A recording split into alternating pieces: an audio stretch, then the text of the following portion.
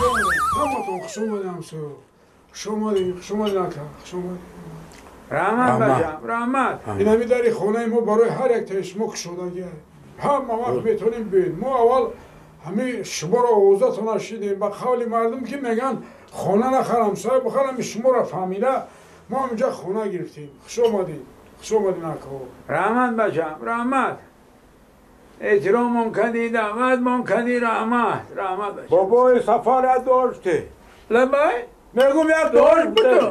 داشت بودم. راست رکت دعا بتیدن رکت دعا. اله آمین. اله آمین. خدای خداوند نگهبان باشه به خودت به فرزندات خانه دری نبود نصیبت کنه فیض و برکت بالای سرت برزانه نحس بخزانه چی مراد و مقصد داری جامعه عمل پشه آمین آمین الله اکبر احترام من کدی رحمت کلام رحمت میبخشید همسایه نب داده را که خودت چی نام داری؟ حکم شما میگوید اکی من هم سفر میگفتن تموم. چی نام داشته؟ سفر نام داشته سفر.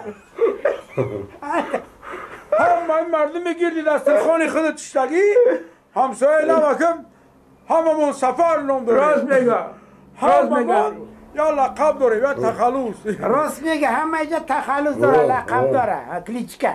اینا خدا سفری چی میگه؟ خیلی چه بگم کمی سفر میگفتن تموم مخی. مرا نفهمیدی دادر یا مرگای مرده یا توی تماشای این فرزندو وقت خبر میکنم باید بدانگی کدام سفرهای مثلا هر یک تایمو لقب داریم اینا مرا سفری بلوغ میگه. خودی چشمش کته ایرا سفاری بلوقا سفاری پنریکا میگن. روز میگه. بابای سفری کار میگن سفری کار. سفری بینای 99 گرده؟ راست من سفاری 99 میگن که ماشینم 99 برای می سفاری تاکسن تاکس 99 میگن. راست میگه آدموران سفری نکسی میگه. نکی ماشین یک سره اول همی خودم مبارگیم رنگش خمیدم نام خموشی نزوره بقیه ماشین کنم خدا چی میگه؟ ایره سفری نکسه میگن راست میگن نه بخشی اکا پروست همین سفر میگفتن تمام. چی گفتن؟ شما وزبیه نفهمیدم. پروست سفر میگن. پروست سفر؟